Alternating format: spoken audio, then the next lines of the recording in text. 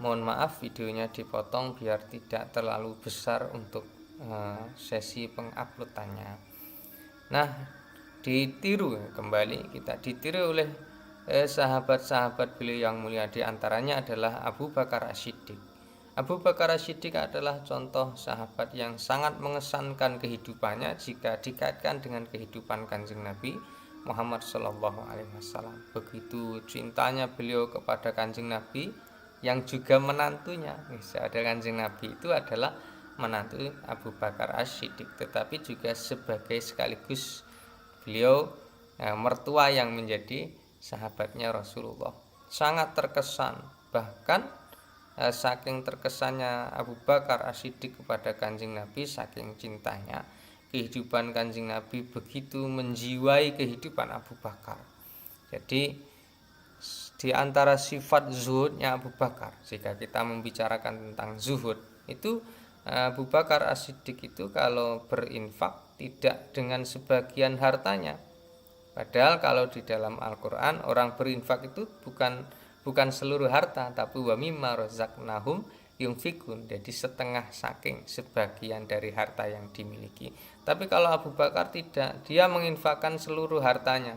Kalau dia punya harta, kemudian umat Islam membutuhkan, mau perang, mau apa gitu, maka Abu Bakar di dalam sejarah itu menginfakkan seluruh apa yang dia miliki. Sampai-sampai Kanjeng Nabi bertanya, terus kamu apa yang, intinya pertanyaannya, kalau semuanya kamu berikan, terus kamu yang kamu tinggalkan untuk keluargamu apa? Dijawab dengan Abu Bakar, cukuplah Allah dan Rasulnya aku tinggalkan untuk keluargaku.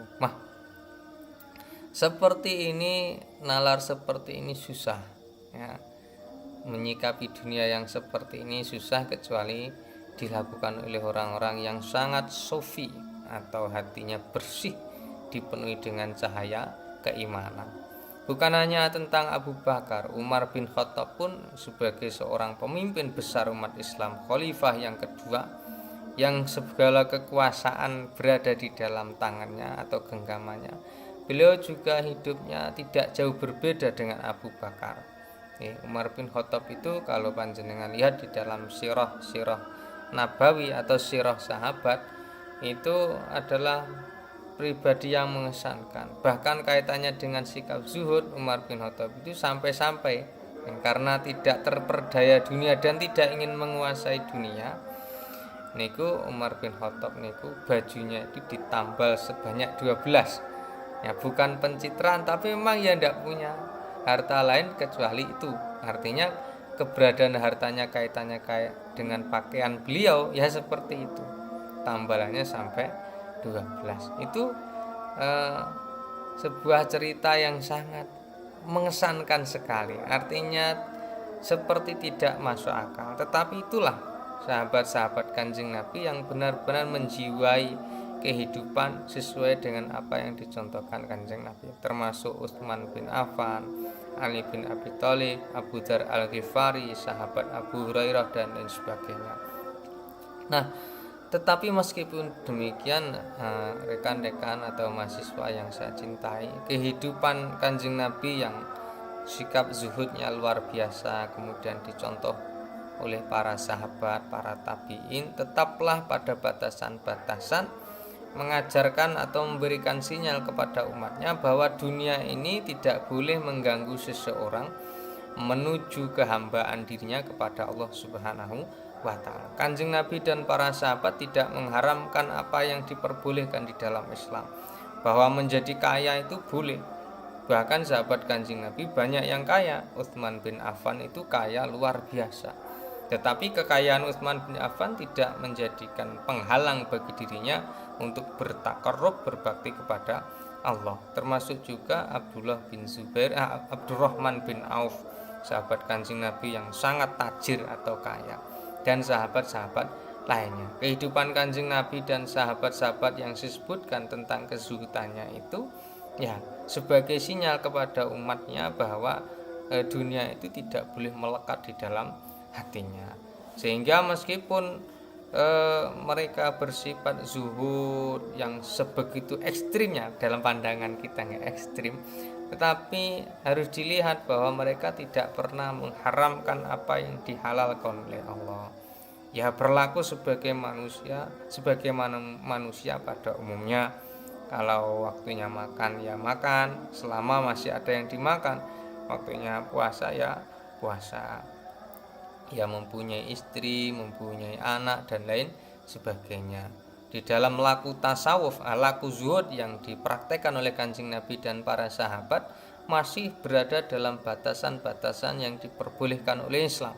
Ini yang harus menjadi titik poin atau catatan besar bagi mereka yang menggemari, yaitu gerakan tasawuf, bahwa Kanjeng Nabi dan para sahabat tetap di batasan-batasan yang diperbolehkan oleh syariat. Kanjeng Nabi betapapun nilai tingkat kerohaniannya sangat tinggi, beliau masih melakukan sholat sebagaimana yang dicontohkan beliau di dalam hadis-hadis sesuai dengan dibakukan di dalam ilmu fikih. Para sahabat pun demikian, betapa tingkat keimanan mereka sangat tinggi dan dekat dengan Rasulullah. Mereka juga masih menjadi hamba yang biasa, artinya masih melakukan ibadah syariat.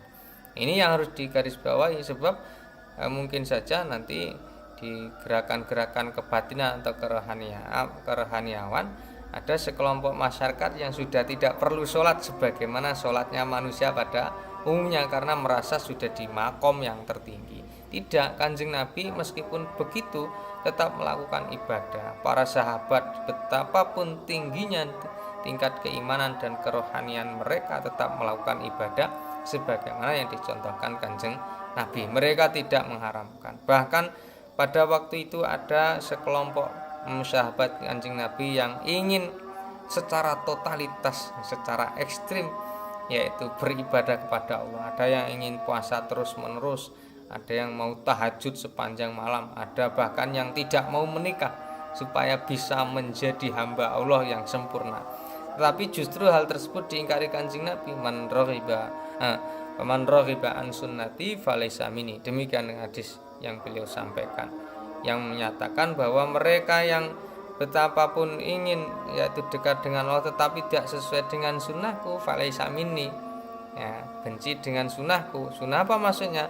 Ya makan, ya minum, ya tidur, ya beristri dan lain sebagainya. Itu maka falaysa minni, justru seperti itu bukanlah bagian golonganku atau bukanlah bagian dari ajaran-ajaranku.